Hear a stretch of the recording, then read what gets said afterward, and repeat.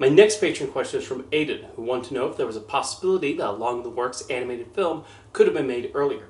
Brad Bird's Ray Gunn was in development at Turner Feature Animation in the mid-1990s, though the development halted when Turner was bought by Warner Brothers, who did not want to make the film.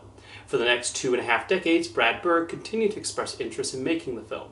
However, he did not get it back in development at any studio during this time period. He briefly revived the project at Warner Animation Group in 2020, according to Michelle Gagné and Matt Williams. He apparently had the mindset of let's make it now or let me take it elsewhere.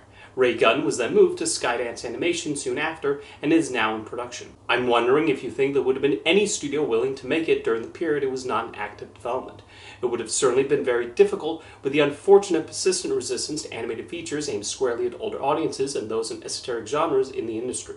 Like the question mentioned, Ray Gunn has been something Brad Bird has been wanting to make for years, but never moved past development or he struggled to find interest until now.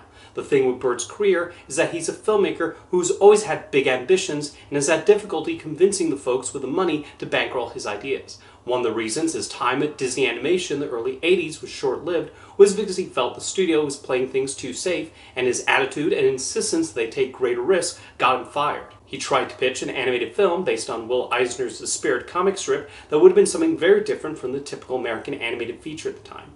But for precisely that reason, no studio picked it up and it was never made. He also worked on a draft of the movie Little Monsters starring Fred Savage, but his ideas were seen as too elaborate and difficult to accomplish on the film's low budget. All of this gives some understanding for why so many of Brad Bird's movies are about ambitious characters who want to showcase their abilities, but the constraints of society force them to hide these. Regarding Ray Gunn, for those unfamiliar, it's supposed to be a detective story, set in a 1930s inspired future complete with Art Deco architecture, essentially a film noir with a science fiction setting. Brad Bird wrote the screenplay with Matthew Robbins, who he previously collaborated with on an episode of Amazing Stories and the movie Batteries Not Included. It was originally set up at Turner Animation with concept art being produced. However, the movie was never made, and Bird went on to make The Iron Giant instead. He then got the opportunity to make The Incredibles of Pixar, was pulled onto Ratatouille, and then decided to show he could direct live-action films as well. Like any filmmaker, Bird seems like someone who has a million ideas in his head, and when given the chance to make any of them a reality, he jumps on board. Even with something like his Mission Impossible sequel, he said he wanted to use that movie to put everything he ever wanted to see in a spy movie into it. Now, if he had decided to pitch Ray Gunn around town between projects, would he have had any takers? What if he had tried to pursue it again after The Iron Giant? I think during that period, he would have had difficulty. Even though The Iron Giant was critically acclaimed and eventually grew an audience, it was nonetheless a box office flop, and studios might have been uncertain about producing another Brad Bird movie that mixed a retro setting with a science fiction concept. That was also still a period when the most successful animated films were seen as ones in the Disney mold. Meanwhile, the computer animated films that were having success around then were comedies like Toy Story and Shrek. A serious detective story with sci-fi elements, not sure there would have been many takers, especially after animated movies like Titan A.E. and Atlantis Lost Empire flopped.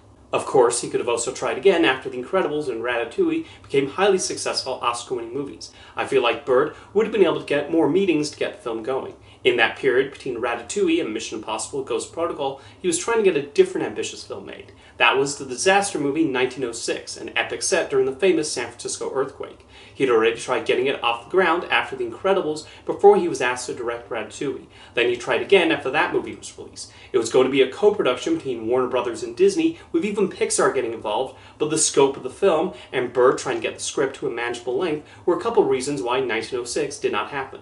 Nonetheless, he's continued to express interest in getting the movie made. But before Skydance, would any studio have wanted to make Ray Gunn? In the 90s, Paramount seemed willing to make animated films that did not fit into the typical mold, like Bebe's Kids, Beavis and Butthead Do America, and Ralph Bakshi's original version of Cool World before the producer meddled in it. Maybe they might have picked the movie up.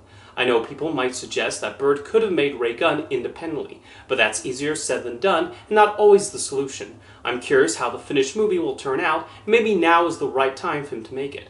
As you can see, Brad Bird is a filmmaker with a lot of ideas and has often dealt with the difficulties of getting any movie off the ground, and any film that somehow makes it to the screen is a miracle.